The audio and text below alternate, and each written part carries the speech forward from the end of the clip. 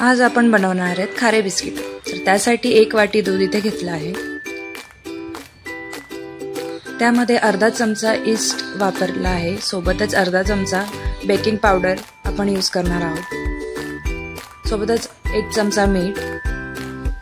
मी गव्हाच्या पिठाचा इथे वापर करते आहे, तुम्हाला जे पीठ आवडेल तुम्ही इथे ऍड करू शकता। 2 चमचे मी इथे तीळ घेतली आहे। हे सगळं एकत्र करून घेऊया। 2 चमचे आपण इथे तूप घेणार आहोत, तुम्ही इथे बटरही यूज करू शकता। हे सगळं मिश्रण एकत्र करून घेऊया आणि त्याचा एक छान असा गोळा तयार करून घेऊया।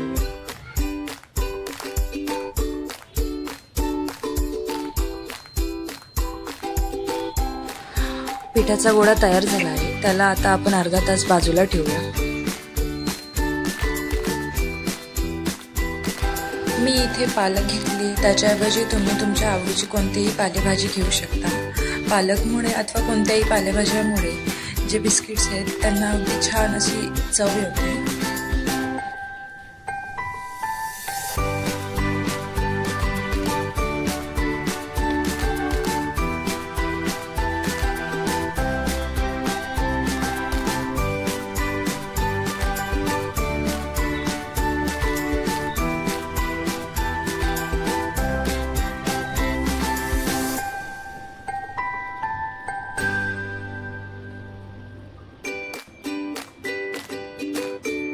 एक प्लेट घेतली, त्याला थोडं तेल लावून घेऊया। माझ्याकडे पेपर नसल्यामुळे मी इथे प्लेटचाच यूज केला आहे, तुम्ही पेपरही यूज करू शकतात। गोळ्याचे 2 भाग करून 1 भाग घेतला आहे, त्याला लाटून घेऊया।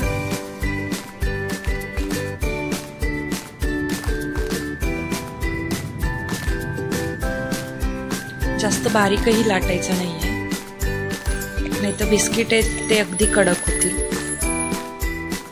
लाटून झाला आहे, त्याला आता बिस्किटच्या आकारात कापून घ्यायचं। बटाटे किसायचे आणि कापत होते, पण ते काही व्यवस्थित कापलं जात नव्हतं, मग मी चाकूचा वापर केला। चाकूच्या याच्याने ते सरळ कापले गेले।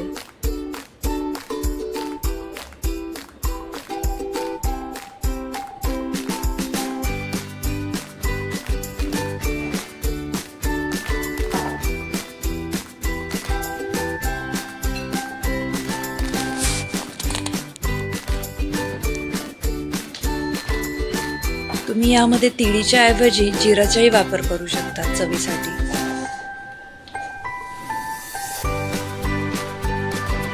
त्याला होल करून घेऊया, म्हणजे छान असे बाजारात मिळतात तसे आपले बिस्किट दिसतील।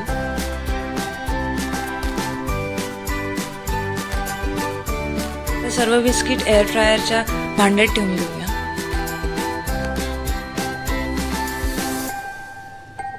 तुम्ही हे कढईमध्ये पण कुक करू शकतात।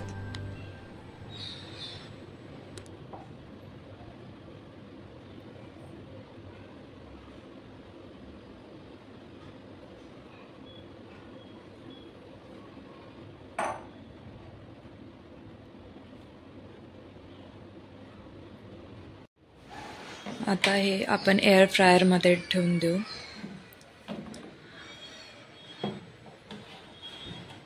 मी इथं 170 डिग्री सेल्सिअसने 15 मिनिटांसाठी हे बेक केले आहे।